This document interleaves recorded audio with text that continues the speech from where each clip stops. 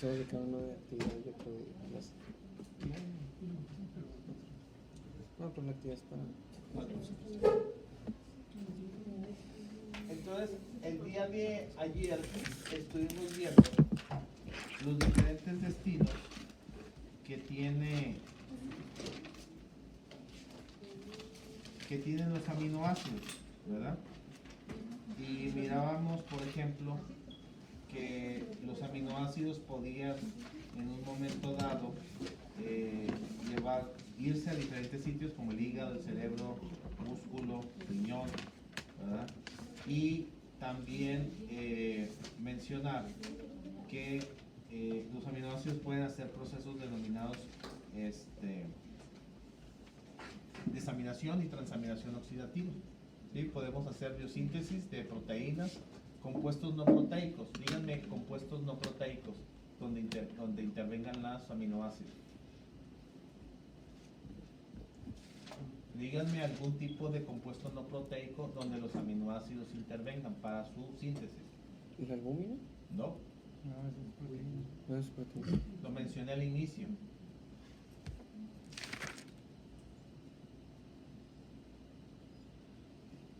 Pues cetónicos, ¿no? Abajo. Purinas, pirimidinas, porfirinas y ácidos biliares. Químico, eso es de metabolismo de las proteínas. ¿Sí? Y sacaba la otra ya, ¿verdad? ¿Cuál otra? De la otra ya positiva. Nomás con eso. No, falta un aminoácido, falta un chorro. De metabolismo de las proteínas. Falta el ciclo de la urea, aminoaciduria, falta bastante. Ok, entonces ya habíamos mencionado la distribución de los aminoácidos también en un periodo postprandial, ¿sí? Intestino, riñón, músculo, cerebro, hígado, aunque la mayoría pues va al hígado. Okay. Vimos cómo se degradaban las proteínas por los diferentes tipos de clasificación de proteínas que tenemos.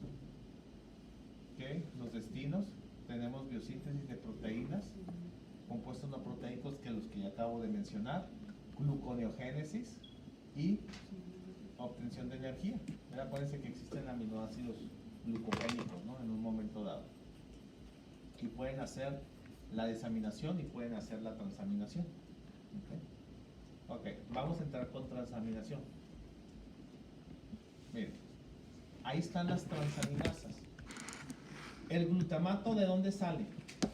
El glutamato sale de un alfa-cetoácido que se encuentra en el ciclo de Krebs, que se llama alfa-cetoglutarato. Entonces, el glutamato sale a partir del alfa-cetoglutarato. ¿Qué es lo que él necesita para convertirse en glutamato? Lo único que él necesita para convertirse como intermediario metabólico en aminoácido es amonio. Amonio es NH4. Eso es lo que él necesita para convertirse en un aminoácido. Y esto lo obtengo durante los procesos del ciclo de la urea. Entonces, alfa-cetoglutarato más amonio forma glutamato. ¿Dónde sucede eso? Pues en el hígado. ¿Sí? Ahora, el glutamato, su forma activa biológica, él es un donador de grupos aminos. ¿A quién le puede donar el glutamato un grupo amino? Ahí está de color rosita. A un alfa-cetoácido. ¿Quién puede ser un alfa-cetoácido? Oxalacetato o piruvato. Pues imagínense que a un lado de donde dice glutamato, donde dice alfa-cetoácido, ahí puede ser piruvato o puede ser el oxalacetato. Entonces, ¿en qué se va a convertir el glutamato cuando él done el grupo amino? En alfa-cetoglutarato. Y el alfa-cetoácido se convierte en un L-aminoácido. Eso se le llama transaminación. Si en un momento dado el alfa-cetoglutarato acepta un grupo amonio, el ciclo de Krebs se detiene. ¿Por qué? Porque él va a estar ocupado haciendo transaminación. ¿Estamos de acuerdo? Cuando el glutamato done grupos amino, el ciclo de Krebs se vuelve más activo. Ahora, el ciclo de Krebs es clave para el ciclo de la urea. Ahorita lo vamos a ver por qué, porque se conecta por fumarato y se conecta por oxalacetato. Dice, en las reacciones de transaminación ocurre la transferencia de un grupo amino desde un alfa-aminoácido dador a un alfa-cetoácido aceptor. Ahora, fíjense bien. Este grupo de enzimas que se llaman transaminasas, para formar aspartato o alanina, necesitamos de una vitamina. Ahí está, vitamina B6, fosfato de piridoxal. ¿Eso dónde está sucediendo? En el hígado. Ustedes cuando mandan a hacer el SMAC30 o el perfil hepático, hay unas enzimas que se llaman TGO, TGP o AST, ALT. Esas son las enzimas hepáticas, esa que les estoy enseñando. ¿Sí? ¿Cuándo se llegan a elevar estas enzimas? Cuando hay afección hepática, cirrosis, hepatitis, necrosis, cáncer de hígado. ¿Por qué se elevan en sangre? Cuando hay un proceso inflamatorio, estas enzimas salen al torrente sanguíneo, o sea, son aventadas, son arrojadas, y es cuando tú te das cuenta dónde está el daño, sobre qué tejido tisular, ¿no? Por ejemplo, sería la elevación. Si están elevadas en sangre, ¿qué quiere decir esto? Que entonces el tejido es el que está ocasionando la inflamación. ¿Sí? ¿Estamos de acuerdo? Ahora, ¿me permiten? Tengo una llamada ya muy insistente. Permítame, disculpen.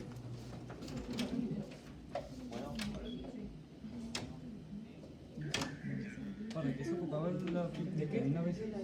Sí, a la aspartato y alanina. Que actúa como factor de transaminasas.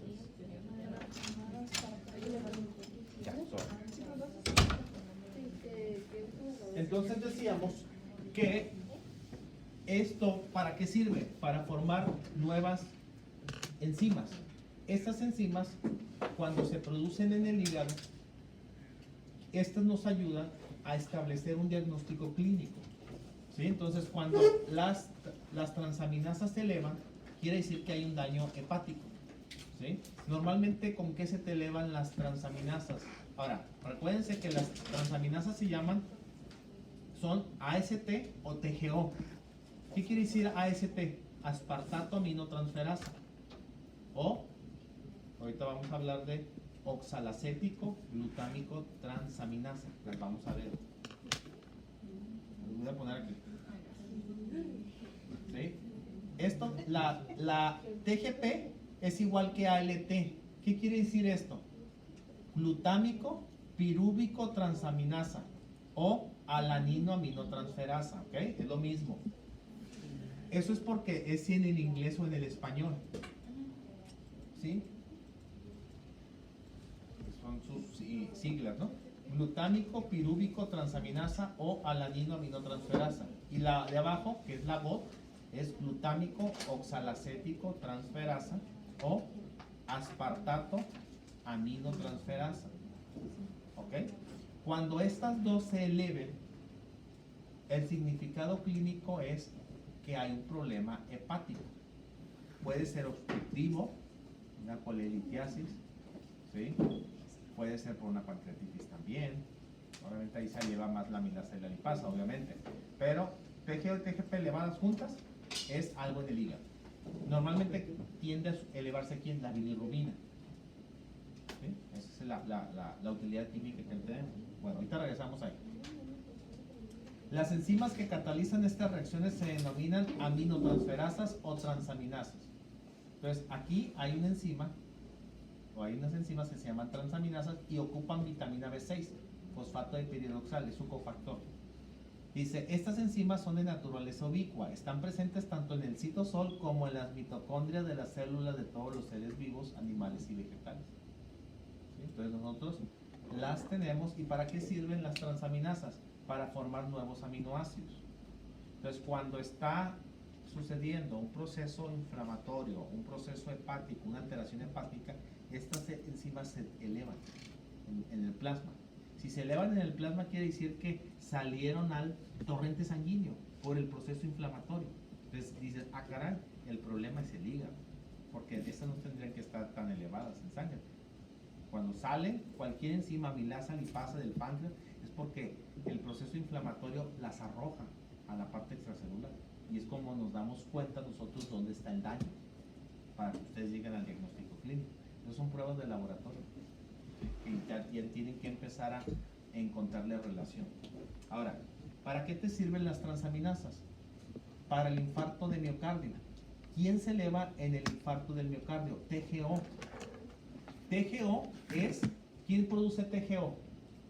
Músculo, ¿sí? Y hígado. ¿Y quién produce TGP? Exclusivamente hígado. Acuérdense que existen 4 enzimas cardíacas. ¿Cuáles son las 4 enzimas cardíacas? CPK total, CPK, MB, TGO y LDH. Todas tienen una KM diferente porque se van elevando. Por ejemplo, CPK se eleva a las 4 horas, CPK-MB 6-8 horas, TGO como a las 10 horas y la LDH entre las 12 y 24 horas. Todas trabajan a una KM diferente. Y es por eso que cuando tú tienes un paciente con sospecha de infarto, no lo puedes dar de alta tan rápido. Tienes que esperarte para estar evaluando cada 4 o 6 horas sus enzimas. A veces tienden a elevarse por su diferente KM que todas tienen. Esa es la importancia de saber esto. Entonces, si hay infarto, se eleva la TGO, ¿sí? Aumentar en afecciones cardíacas, pero también dice hepáticas. ¿Por qué? Porque también hígado las produce. Principalmente hepatitis con necrosis. Si ya están elevadas las dos, entonces hay algo en el hígado. ¿Cuándo se eleva la ALT o la TGP? Dice, los mayores aumentos se producen como consecuencia de alteraciones hepáticas, colestasis, o sea, obstructivas, coledo con vesícula, con hígado se conectan, ¿no? Hepatitis tóxicas. Cuando hablo de hepatitis tóxicas, ¿de qué hablo? Medicamentos, ¿verdad? O virales, hepatitis B o C. Esas cómo se transmiten por vía hematógena, sangre, por una transfusión, tuviera, pues no se vea, hayan hecho los estudios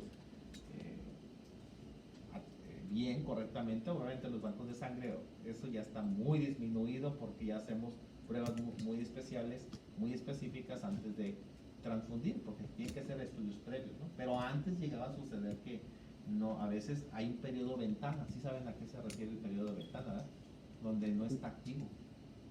¿Sí saben que un VIH es un periodo de ventana de 10 años y se puede activar a los 10 años? Entonces hay periodos ventanas donde a veces no sale positiva la prueba y con el paso del tiempo sale el debut. ¿Y cómo? Pues sí, pero él ya tenía antecedentes de hace muchos años de situaciones que lo expusieron a la persona.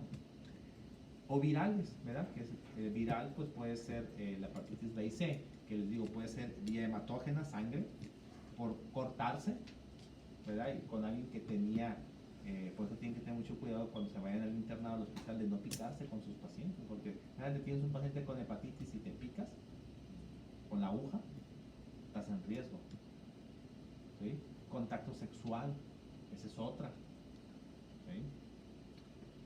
Y fíjense, también la TGP se eleva por hepatitis alcohólicas, de esas hay muchas en México, ¿verdad? Con necrosis de tejido, fíjense, TGO y TGP. Entonces, normalmente cuando se eleva la pura TGO, quiere decir que es una afección cardíaca. Pero lo tienes que relacionar con la CPK, CPK-MB, lactato deshidrogenasa y la química del paciente. Pero si ya se te eleva TGO y TGP, el problema es hepático, no hay de otra. Obviamente, ¿qué va a presentar? Pues ictericia y niveles de bilirrubina elevado, etcétera, etcétera, ¿no? Okay. Entonces vámonos acá. Entonces fíjense, ven qué es lo que hace. Glutamato, ¿a quién le dona su grupo amino? Fíjense, al piruvato.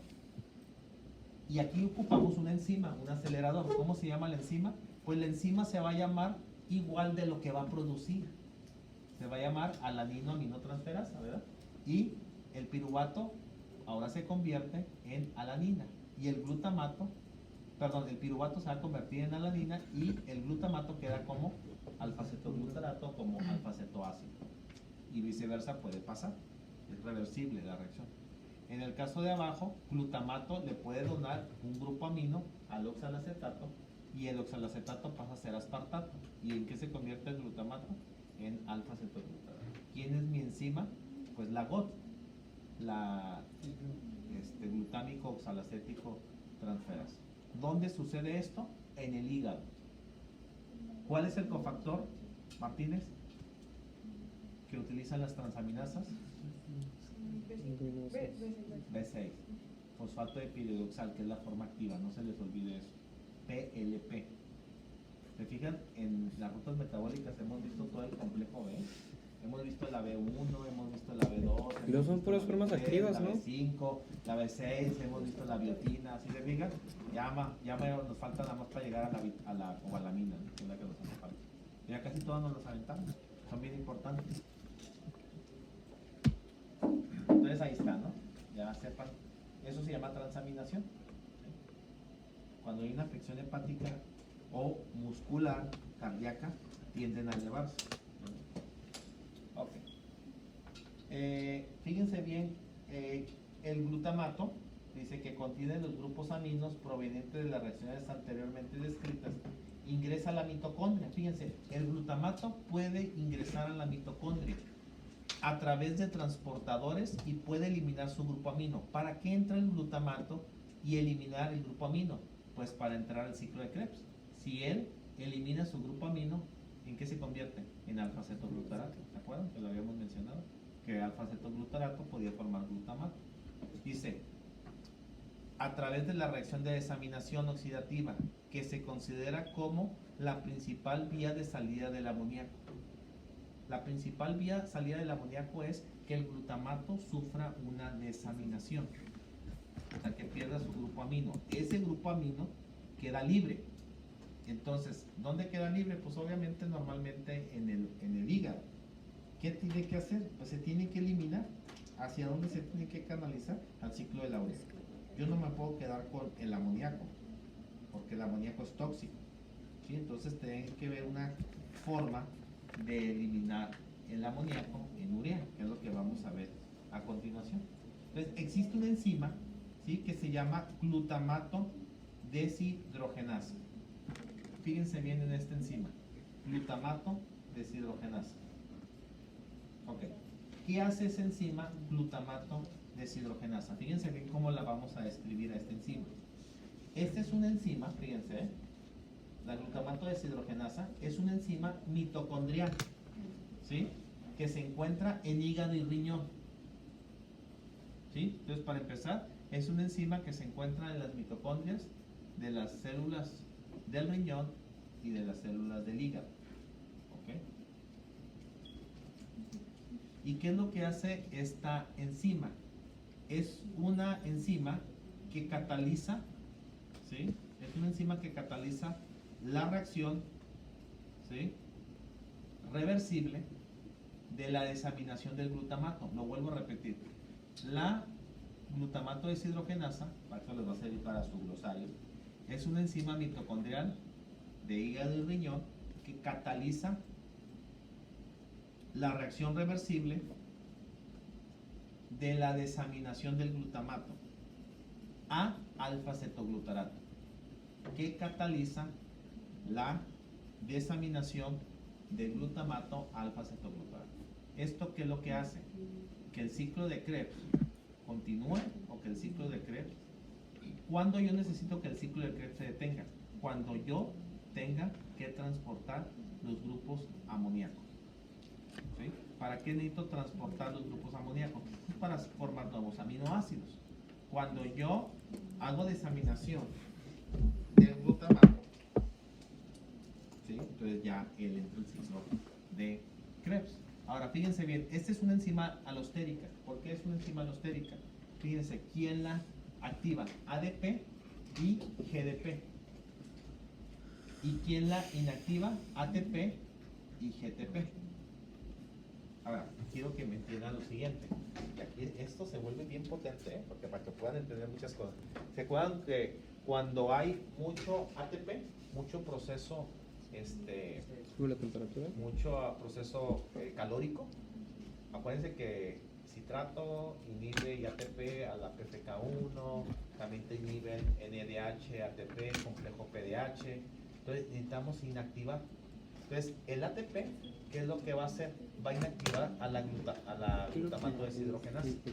¿Para qué creen que la tenga que inactivar?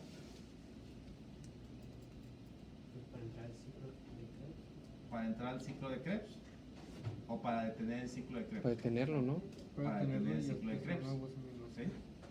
Ahora fíjense Y ya bien. que se creen Dice, cuando se acumula ATP lo y vuelve a GTP activar. en la mitocondria, como consecuencia de una actividad elevada del ciclo de Krebs, que obviamente ahí estamos hablando de cuestiones calóricas, dice, se inhibe la desaminación del glutamato para no incorporar más alfa-cetoglutarato al ciclo. ¿Sí? Entonces, ¿qué es lo que va a suceder? Que se inhibe la desaminación, no permite que el glutamato libere el grupo amino, no lo suelte, porque si lo suelta el ciclo de Krebs sigue avanzando. ¿Sí? Entonces lo que yo hago es que el ATP va a decir glutamato, no sueltes el grupo amino, porque si tú lo sueltas vas a activar más el ciclo de Krebs y vas a generar más ATP porque te vas a ir a la cadena transportadora de electrones, ¿estamos de acuerdo? O sea, la tercera etapa, ¿no?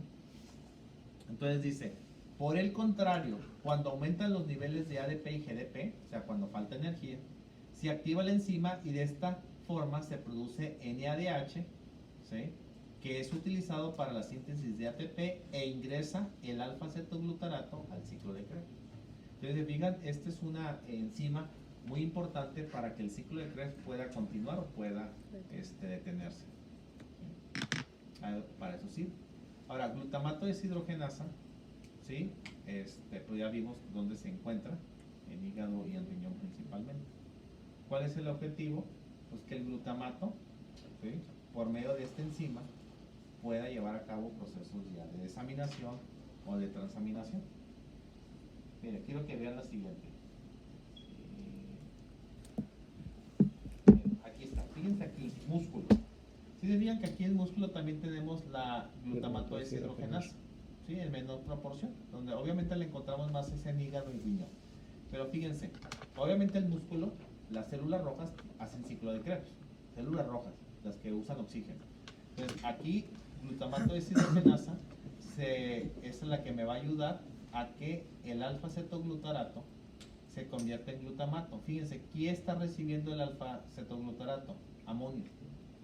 Ella es la que va a acelerar para que el alfa-cetoglutarato y el amonio se unan y formen glutamato en el músculo.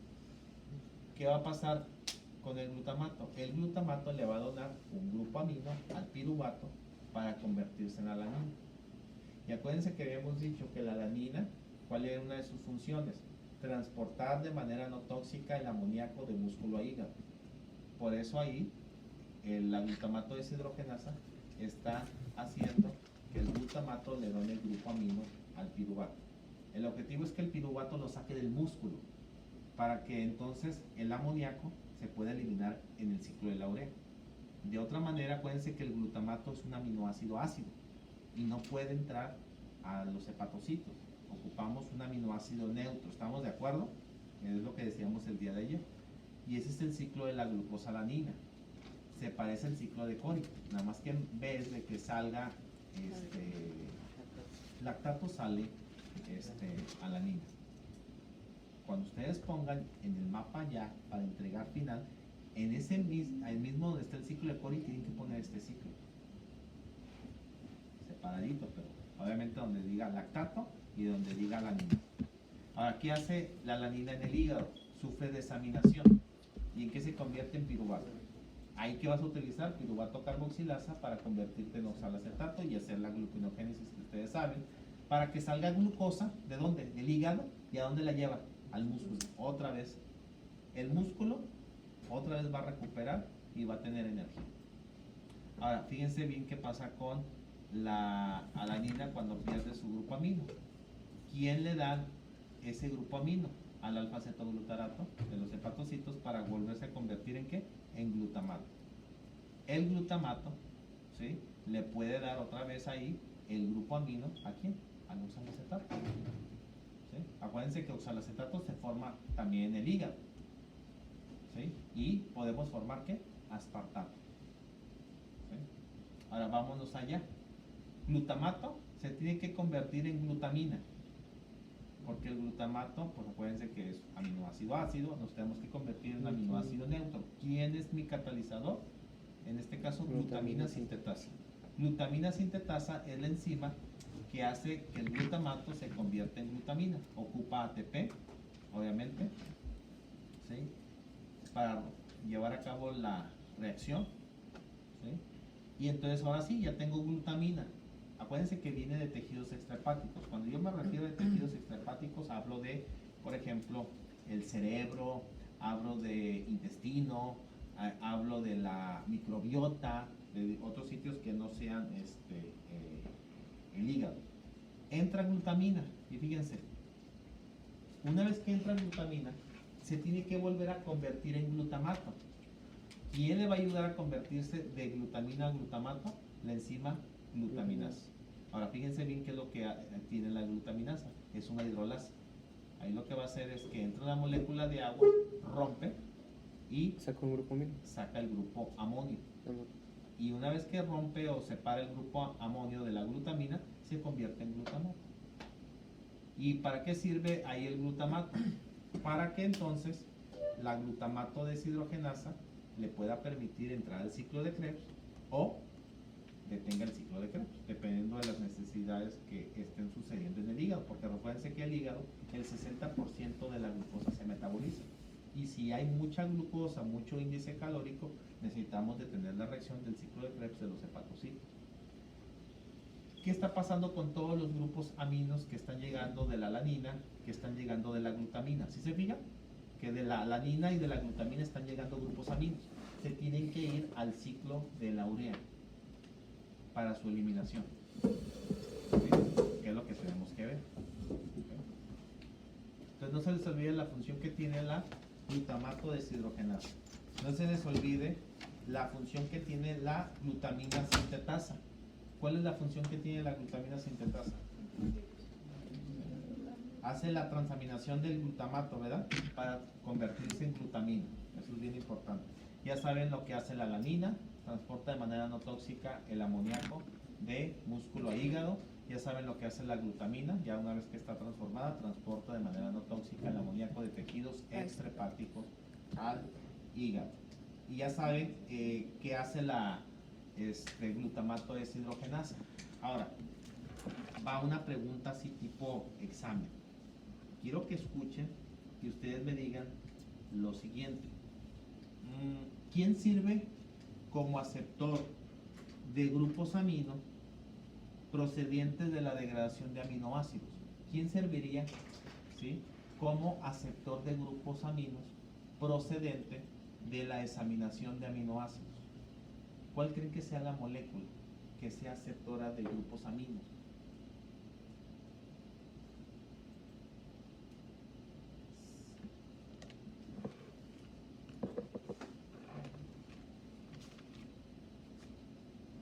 ¿Quién cree que sea el aceptor de grupos aminos que hemos estado hablando? El alfa-cetoglutarato. ¿Sí? El alfa-cetoglutarato, ¿sí?,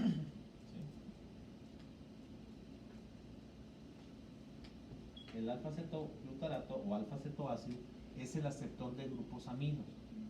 ¿Sí?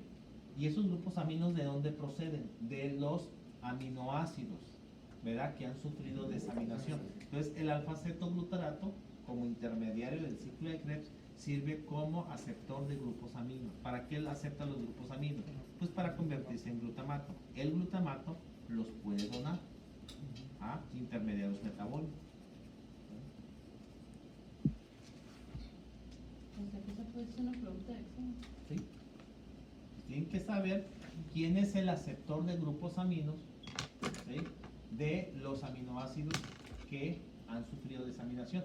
Quien los recibe, todos esos grupos aminos, es el alfa-cetoglutarato, porque es el que se forma en glutamato, y el glutamato, él es el donador de grupos aminos al piruvato y al oxalacetato. Es bien importante que sepan, ¿sí?, que si el piruvato recibe un grupo amino del glutamato, se convierte en alanina. Que si el oxalacetato recibe un grupo amino del glutamato, se convierte en oxalacetato. Pero ¿en qué se convierte el glutamato cuando pierde su grupo amino? En alfa-cetoglutarato. Por eso el alfa-cetoglutarato se considera como el aceptor de grupos aminos. Y donador, ¿verdad?, al mismo tiempo. Pero nada más que ahí el donador es en forma de glutamato.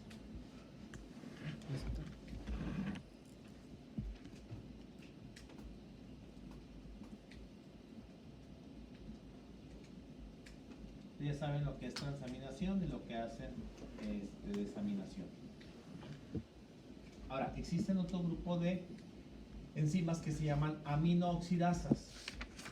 ¿Qué creen que usen las aminooxidasas? La misma palabra te lo dice al final, oxígeno. Usan oxígeno.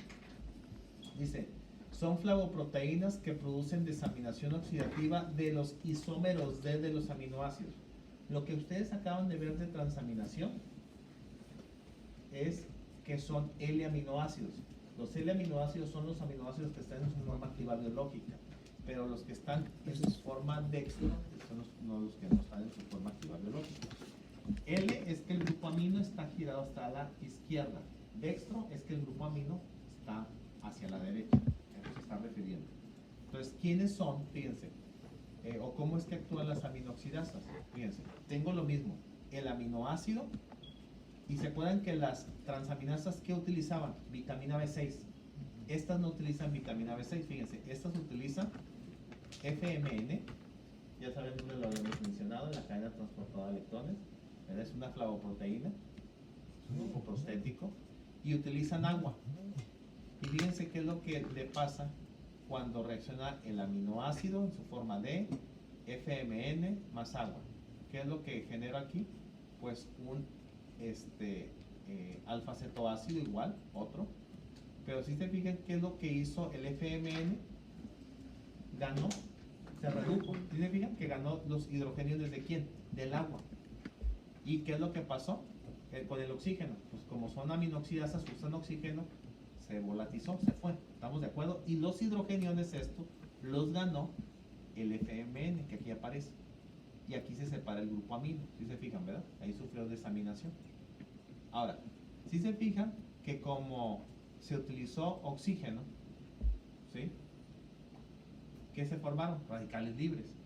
¿Cómo contrarresto el efecto de los radicales libres? Con un enzima antioxidante. Ahí lo que vamos a utilizar ahora, es cuando se está usando oxígeno, ¿sí? Vamos a usar la catalasa para que el oxígeno se convierta en peróxido, ¿sí? Y luego ya el peróxido, ¿sí?, se tenga que convertir en agua. ¿Quién convierte el peróxido en agua?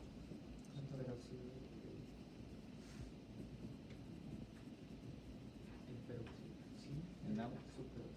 Pues tenemos la glutatión peroxidasa. ¿Sí? Tenemos la glutatión peroxidasa. Aquí estamos usando catalasa y ya después tenemos que utilizar glutatión peroxidasa, ¿sí?, para que se elimine en forma de agua. ¿Sí? Entonces, esas se llaman aminoxidasas, son aquellos aminoácidos que no están en su forma activa biológica.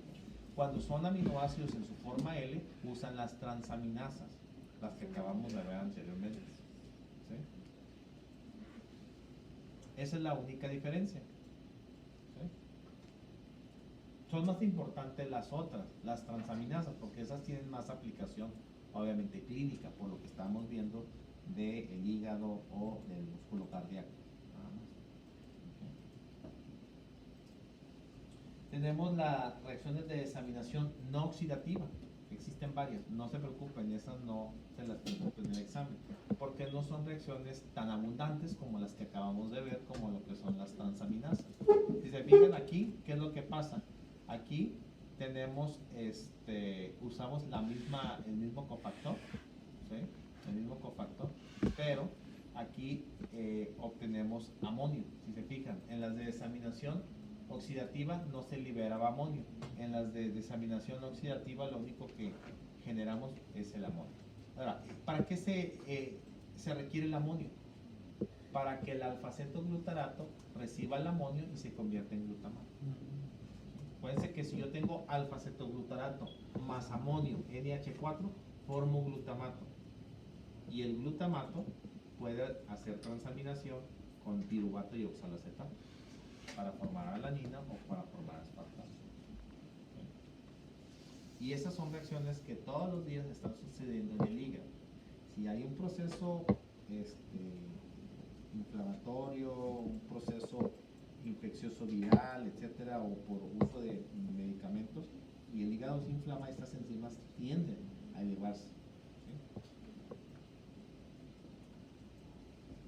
Fíjense, ¿de dónde obtengo el amoníaco? De las reacciones oxidativas y no oxidativas que acabamos de ver, que obviamente nos enfocamos más en las oxidativas, y de las bacterias intestinales, ¿sí? No sabían, en las bacterias intestinales también generan el amoníaco, pero para que salgan de la microbiota necesitan salir por medio de quién, de la glutamina. ¿Hacia dónde? Hacia el hígado. Se debe de eliminar. ¿Sí? Y a todo eso después lo eliminemos por la orina. Entonces, si amigas, son muchos mecanismos que va por partes. El amoníaco es tóxico para el cerebro. Entonces, si hay una falla hepática, estamos de acuerdo que el amoníaco se va a quedar en sangre y nos va a dar algo que se llaman hiperamoniemias. Y eso es tóxico para el cerebro. Entonces, existen hiperamoniemias de daño hepático, de daño renal y las genéticas. Pero para poder verlas todas esas, necesitamos entrar a lo que es el ciclo de la urea.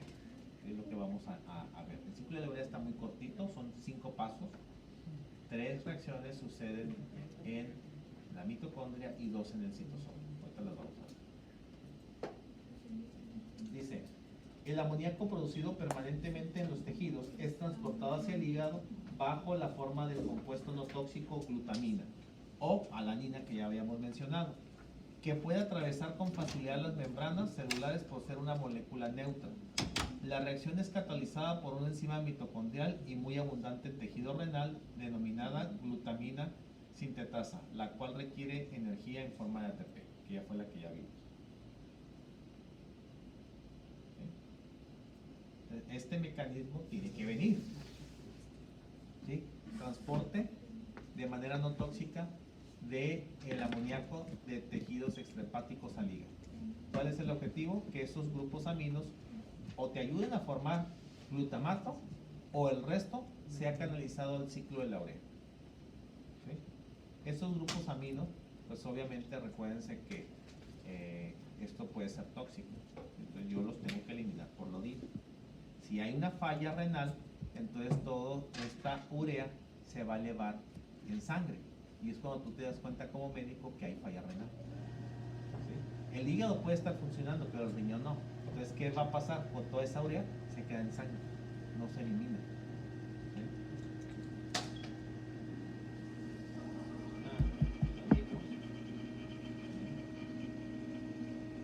Fíjense, glutamina sintetasa. ¿Quién es la glutamina sintetasa? La que convierte el glutamato en glutamina. Y también es una enzima alostérica. Tienen que poner cuáles son las enzimas alostéricas que estamos hablando del metabolismo de los aminoácidos. Alfa-cetoglutarato deshidrogenasa, que ya la vimos, y ahora es glutamina sintetasa. ¿Quién es el activador alostérico de la glutamina sintetasa, alfa-cetoglutarato y ATP? ¿Y quién es su inhibidor? Carbamoilfosfato, glutamina y fosfato inorgánico. Ahora, carbamoilfosfato ahorita lo vamos a ver porque se usa en el ciclo de la urea.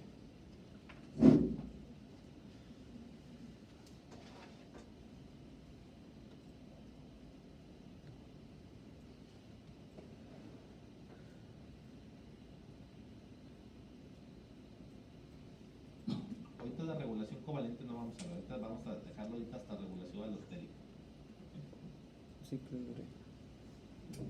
Entonces, a un ladito de donde está el ciclo de Krebs, donde aparezca alfa-cetoglutarato, ustedes me tienen que poner ahí la enzimita alfa-cetoglutarato deshidrogenasa para llegar a formar glutamato. ¿Sí? Y luego, ya reaccioncita de ahí, aspartato aminotransferasa y alanina aminotransferasa para formar aspartato y alanina. ¿Sí? Pues sí deben de aparecer esas pequeñas reacciones, ¿no?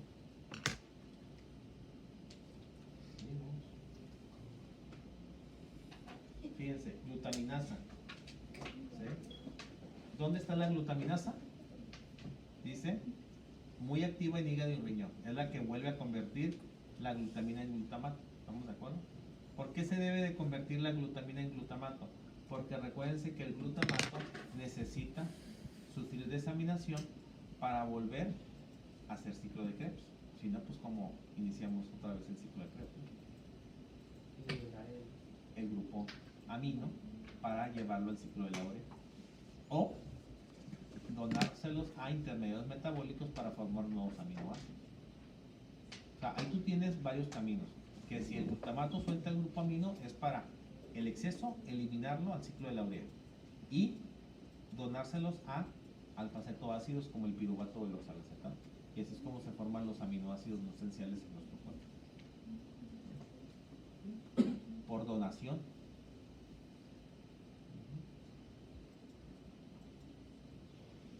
Ahora, vamos a empezar con el ciclo de la urea. Y ya que vea el ciclo de la urea, mañana vamos a hablar de hiperammonemias.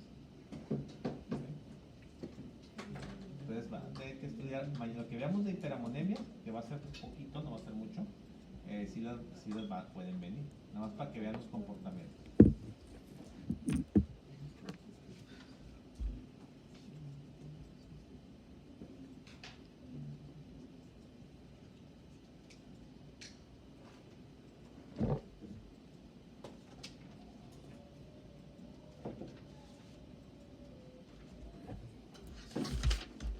Aquí está el ciclo de la urea. Lo que está de fondo café es la mitocondria y todo lo que está de negro es el citosol. Entonces, se fijan, hay dos reacciones muy importantes en la mitocondria y tres en el citosol. ¿Sí? Entonces, vamos a ver qué se necesita primero para que, si se fijan donde están los números, empiezan a ver el 1 menos arriba, luego el 2, el 3, el 4 y el 5. Se fijan, la 1 y la 2 son las dos enzimas mitocondriales. ¿Cómo se llama la enzima número 1? Pues se llama carbamoil fosfato sintetasa 1, con número romano. ¿Sí? ¿Cómo se abrevia carbamoil fosfato sintetasa 1? Así la vamos a estar hablando. C de casa, P de Pepe, S de soda, guión medio, 1 romano, porque existe CPC2 y CPC1. La 2 la van a ver en Bioca 3.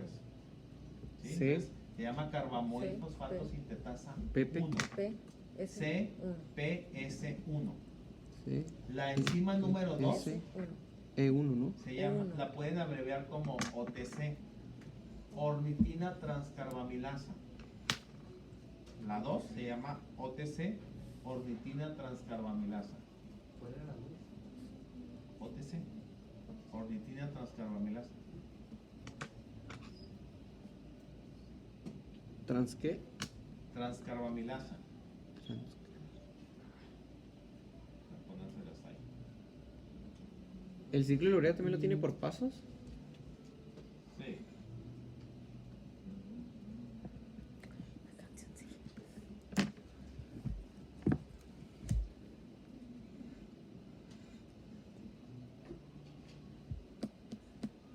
Ok, ahí está. OTC, ornitina transcarbamilasa. Esa la ven en amarillo, ¿verdad? La OTC. La número 3, ¿sí? Se llama arginosuccinato sintetasa. ¿Esa no va abreviada? No, no va a haber. Tienen que escribir todo. Lo siento mucho. Succinato, sintetasa. La número 4, Las primeras dos son mitocondriales.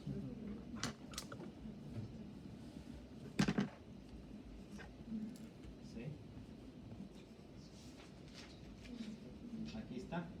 Se llama arginosuccinasa. Ok, hay otros libros en la literatura que esta enzima también la llaman como arginosuccinato liasa, ¿sí? O succinasa, parece como succinasa como liasa también. ¿Ok? Puede venir en las dos formas. Y la número 5 se llama arginasa. Porque forma aquí, bueno, se forma aquí. ¿Solo son estas 5 enzimas? Son esas 5. Como me gustó fue la siguiente. Ahora, Sí. ¿qué necesitamos? No me gustó fue la Número 1 para informar el ciclo de la urea. Es como, ¿qué se necesita para formar ciclo de Krebs? Oxalacetato, Y- citrato y succinilco A. No. Ay, acetilco A. Acetilco A y oxalacetato. Oxalacetato. Ok, ¿qué necesito yo para formar ciclo de la urea? Carbamoil fosfato y ornitina. Y ornitina. Ornitina. Ahora, él es un aminoácido. Es otro aminoácido y él es otro aminoácido. Ornitina, citrulina y arginina son aminoácidos que no están en altas cantidades, ¿no? Pero son aminoácidos no esenciales. ¿Qué digo que se necesita para iniciar? Carbamoilfosfato y ornitina. Ahora, tenemos que saber primero cómo genero la carbamoilfosfato. Es lo primero que tenemos que saber. Si se fijan, acá hay una reacción. ¿Qué se ocupa para empezar el ciclo de la urea? Bueno, el carbamoilfosfato y la ornitina, pero tengo que saber cómo se generó la carbamoilfosfato. ¿Qué necesito de inicio en la reacción? 2 ATPs. 2 ATPs, Un bicarbonato. bicarbonato y Un amino. amoníaco. Vámonos. ¿Sí? Ahora, ojo, en algunos libros te dicen que en vez de bicarbonato es CO2. ¿Por qué CO2? Porque si dice aquí CO2, acá este va a decir NH4. Es lo mismo. ¿Sí? Porque ustedes pueden encontrar el libro que dice CO2. Ah, caray. Bueno, es lo mismo que bicarbonato también. ¿Sí? Ahora, ¿qué necesito? Ya que tengo 2 moléculas de ATP, ya que tengo Bicarbonato. bicarbonato y tengo el amoníaco, ¿sí? Necesito la enzima. ¿Cómo se llama la enzima número 1? Carbamoilfosfato sintetasa. Necesito el activador de la enzima. Entonces me voy a tener que ir como si ustedes pusieran la reacción y ponen una flecha, aquí ponen CPC1 y ponen aquí una flechita. Tengo que irme para arriba. ¿Quién es el activador de la CPC1? Es lo que tenemos que empezar a ver. Ahora, fíjense bien. ¿Sí se fijan que hay colorcitos en el ciclo de la urea? Fíjense. Cuando se forma urea, fíjense bien. ¿Cuántos grupos aminos ven en la Dos. urea? 2. 2. Ok. Uno viene El citosol y el de la mitocondria. de la primera reacción. ¿Quién es el donador de grupos aminos? ¿O es el glutamato o es la glutamina? Ahorita lo vamos a ver. Entonces, este grupo amino, ¿de dónde viene? De origen del glutamato, que sufre desaminación en el hígado. ¿Estamos de acuerdo? Este segundo grupo amino, ¿de dónde viene? Del aspartato. El aspartato como aminoácido entra al ciclo de la urea. ¿De dónde entra el aspartato? Del ciclo de Krebs. El glutamato le va a donar un grupo amino al oxalacetato para que se convierta en aspartato y él pueda ser el segundo donador del grupo amino. Este viene del aspartato, este viene del glutamato. ¿Y de dónde creen que venga el carbono de la urea? Fíjense bien los colores.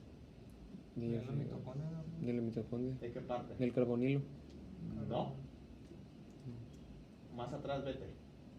Del bicarbonato. Del bicarbonato. El carbono de la urea viene de origen del bicarbonato.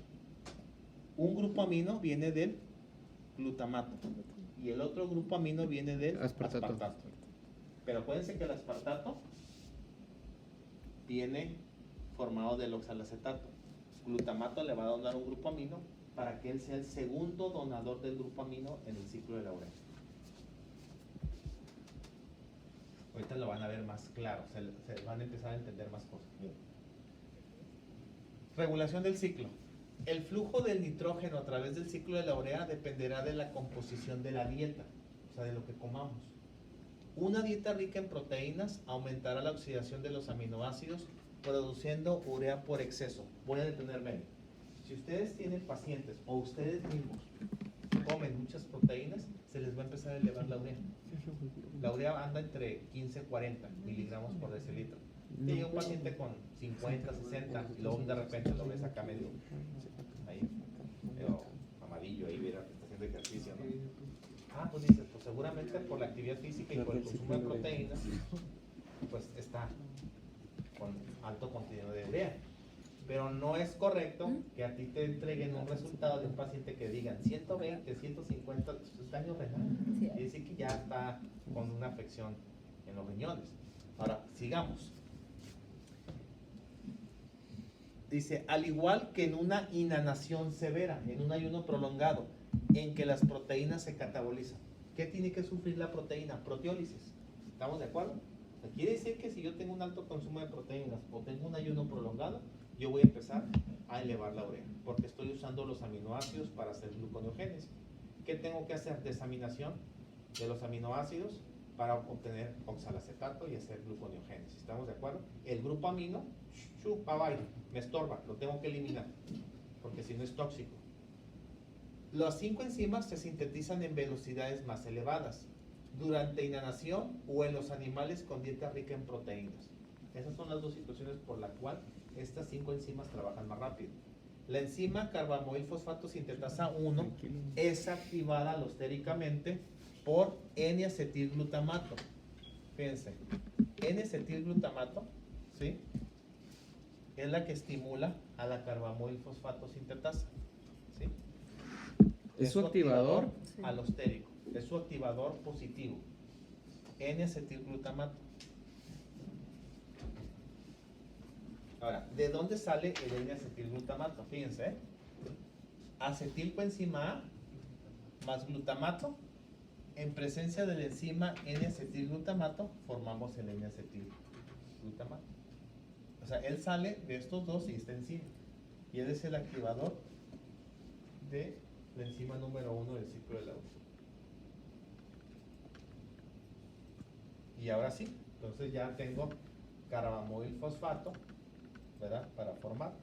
Acuérdense que viene de carbamoil-fosfato y ornitina. ¿De acuerdo? Ellos tienen que unirse en presencia de esta enzima para formar citrulina. ¿Sí?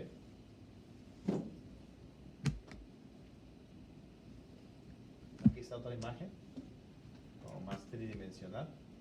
Y aquí está. Las 5 enzimas. ¿Sí? Carbamoil-fosfato y ornitina transcarbamilasa, pues son las 2 enzimas mitocondriales. Y las otras 3 que están aquí son las enzimas citosólicas. Ahora, sí decían que durante el ciclo de la urea se forma fumarato, que es ahí donde ustedes van a tener que conectar al ciclo de Krebs. Entonces, ¿cómo conecto Krebs al ciclo de la urea? Por el oxalacetato Y por fumar en forma de aspartato. Ya saben quién le donó el grupo amino, glutamato. ¿Cómo conecto fumarato al ciclo de Krebs?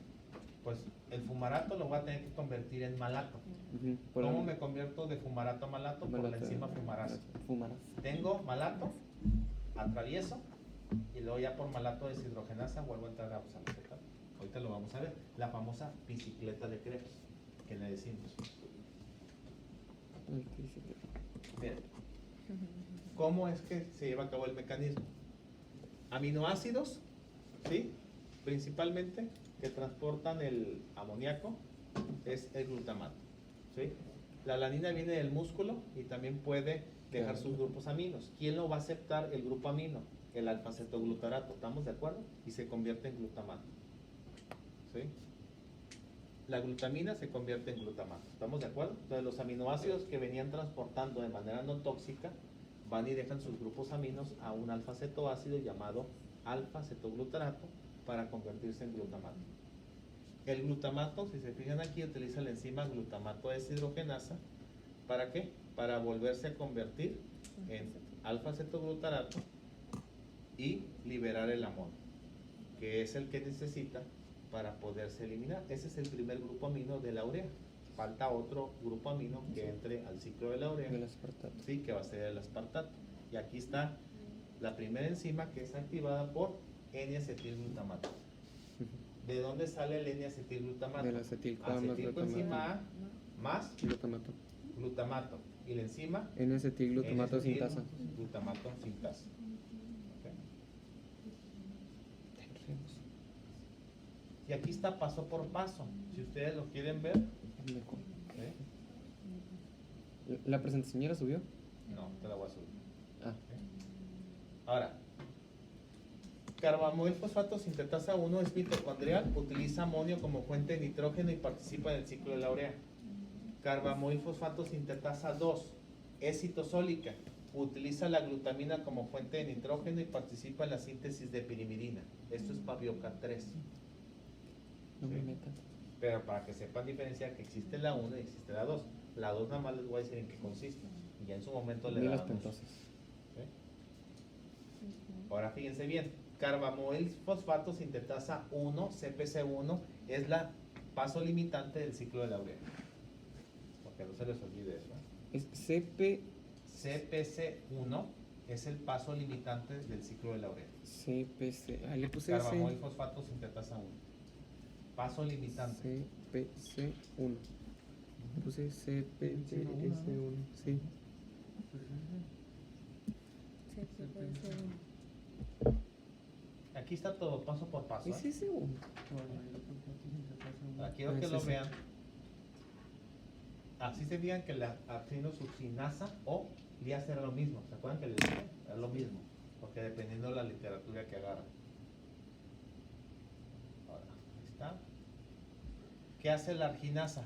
¿Qué utiliza? Una molécula de De qué? agua. Agua, una hidrolasa. ¿Y qué es lo que va a hacer? Rompe.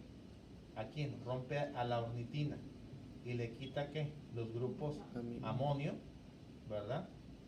Con el carbonilo para que se crea forme urea. ornitina y urea. O sea, la arginina pasa a ser y formar otro aminoácido que se llama ornitina. ¿Para qué se ocupa la ornitina? Pues para que se vuelva a unir con carbamoil fosfato para y iniciar el empiece otra vez el ciclo. ciclo de la urea. Ahora quiero que vean esto. ¿eh? También es otro. A ver si lo Tienes que entienden. ponerte las cosas. Vean. El ciclo de la urea, ¿dónde va a comenzar? Con la unión de Aspartato. acá. Con carbamoil fosfato y la ornitina. ¿De dónde viene la ornitina del citosol? ¿Dónde sale la carbamoil fosfato? De la mitocondria. Estas se unen, ¿sí? Y formamos citrulina. ¿Cómo me formo en citrulina? Por la OTC, ornitina transcarbamilasa. Formo citrulina. Ahora, la citrulina sale ¿a dónde? El Al citosol. citosol. Y ahí se le une el aspartato. Ahí el aspartato va a ser el segundo donador de grupos amino. Ujú. ¿De dónde salió el aspartato? Pues del oxalacetato. ¿Quién le donó el grupo amino? Al oxalacetato, glutamato. Y él se vuelve a convertir en alfa-cetoglutarato. Y aquí es donde entra el aspartato, al ciclo de la urea. ¿Qué se forma? Arginosuccinato. Ahí es donde utilizamos la enzima argino succinato sintetasa para formar el arginosuccinato, ¿verdad? Y luego de ahí, si ustedes se fijan, usamos la enzima arginosuccinato liasa y lo que hace que rompe al arginosuccinato para obtener fumarato. El fumarato tiene que entrar ¿a dónde? El ciclo de Krebs. A la mitocondria, el ciclo de Krebs, pero pues, no es permeable. Aquí la enzima fumarasa va a convertirlo, fumarasa citoplasmática, ¿verdad? Obviamente, lo va a convertir en malato y el malato, Entra Krebs. y aquí usamos malato deshidrogenasa para convertirme en oxalacetato. Entonces, por eso le llaman la bicicleta de Krebs.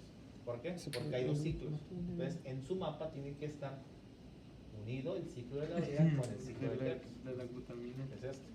Yo ya les estoy dando todos los mapas, ya es cuestión de que ustedes los armen. Ya te estoy diciendo quiénes son los activadores, los desactivadores. Arman rompecabezas, es todo lo que estamos pidiendo. Ahora, ¿qué pasaría, ya para finalizar y mañana verlas en la mañana, qué pasaría si falla una de las enzimas del ciclo de la urea? ¿Cuál es una de las enfermedades o de una de las hiperamonemias? Cuando falla una enzima del ciclo de la urea, se llaman hiperamonemias. ¿Cuál es la enzima más común que puede afectar a un niño al nacer por una hiperamonemia? La OTC, la ornitina transcarbamilasa, la enzima número 2 del ciclo de la urea, puede ser la afectada más común. Es hereditaria la enfermedad. Después de ahí le sigue la arginosuccinato liasa, es la segunda enzima que puede más frecuente ocasionar una hiperamonemia. Esa es por fallo genético, no se les olvide. ¿La primera o la segunda? Es la segunda y la primera es cuarta. OTC, o sea, la segunda y la cuarta, ¿no? Pero los dos son genéticos. Ujú. O sea, cualquier enzima que falle del ciclo de la urea se llama hiperamonemia congénita.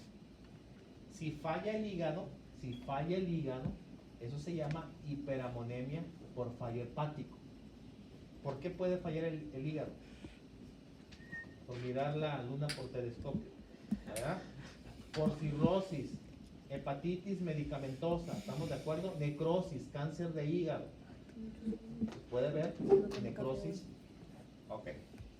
¿Cómo creen que estarían los niveles de urea? Si es por fallo hepático o por fallo Bajo, ¿no? por fallo congénito, alto o bajo. Bajo. Si falla el hígado y si falla una de las enzimas, ¿se va a producir urea? Pues no, bajo. Bajo. No se va a producir. Porque te El están hígado fallando se las necesita enzimas. para hacer ciclo de la urea. Y si no tienes una enzima, pues no vas a producirla. ¿Estamos de acuerdo? Estaría disminuida. Ahora, si la hiperamonemia es por fallo renal, ¿cómo estaría la urea? Pues baja también, ¿no? No, ya está No, bien, porque no se puede. produce. El hígado, en el hígado se produce. No se va a excretar en riñón, va a estar Ah. elevada. ¿Sí se fijan? Que Pero cuando malito. tengamos hiperamonemias por fallo hepático o hiperamonemias por fallo genético, o sea, por alguna falla de la enzima del ciclo de la urea va a estar baja. Pero cuando nosotros tengamos una hiperamonemia por fallo renal, los niveles de urea van a estar elevados. Y mañana tengo que ver el comportamiento. ¿Cómo estaría, fíjense? Urea. ¿Cómo estaría creatinina? ¿Cómo estaría TGO? ¿Cómo estaría TGP? ¿Y cómo estaría el amoníaco? Tenemos que ver todo eso. Comportamientos de laboratorios. Y ya que veamos los comportamientos, vamos a ver 2 casitos clínicos y de ahí siguen aminoaciduриas. ¿Y eso lo va a ver en 2 horas?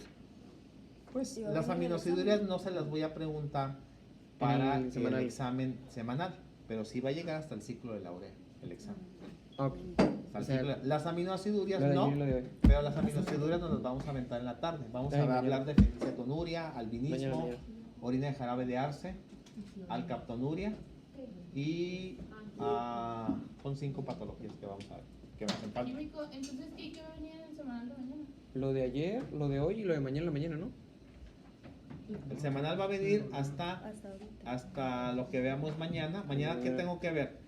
Terminar de ver la interpretación de las hiperamonemias por fallo hepático, ver casos clínicos, pues que hasta ahí donde llegaría. O sea, llegaríamos hasta ciclo de la urea y patologías. ¿Sí? Les voy a ayudar a interpretar. Les voy a poner una tabla, le vamos a Mejor. hacer el pizarrón. Y les quiero, a ver, quiero que ustedes me van a ir diciendo en base al ciclo de la urea, tráiganlo por ahí en su cuaderno, para que entonces veamos los comportamientos. ¿Cómo estaría la TGO? ¿Cómo estaría la TGP? ¿Cómo estaría la creatinina? ¿Cómo estaría la urea? ¿Cómo estaría, o sea, parámetro por parámetro? Y es como una tablita cuando vimos ácido básico. Flechita para arriba, flechita para abajo. Y está muy fácil, nada más que sí necesito que entiendan. Fallo hepático, transaminasas truenan. Fallo renal, no tendrían por qué estar las transaminasas alteradas. ¿Sí? Entonces ahí tienen que saber. Eso es lo que a veces les cuesta un poquito, son los laboratorios, nada más. Y si todo pinta bien, mañana terminaríamos proteínas. Para poder cerrar proteínas hasta aminoaciduриas para el examen el viernes. ¿Sí? Y el viernes ya comenzar con Cuarto parcial. que es RESPI. Último parcial, ¿no? Sí. ¿Qué tenemos que ver en RESPI? Tenemos que ver, ácido base. Vamos a ver anion gap. Vamos a ver efecto Bohr, efecto Ay, Halden. la anion gap, lo está Vamos dicho la a Arjuna, ¿te ver acuerdas? otra vez un poquito de La que nos- radicales libres. Siempre. Y luego de Sí. ahí, ya que veamos eso, vemos lipogénesis, vemos síntesis de triglicéridos, vemos beta-oxidación, vemos cetogénesis, vemos cetólisis y síntesis de colesterol. Y en la semana. Y hasta En ahí. una semana. Sí.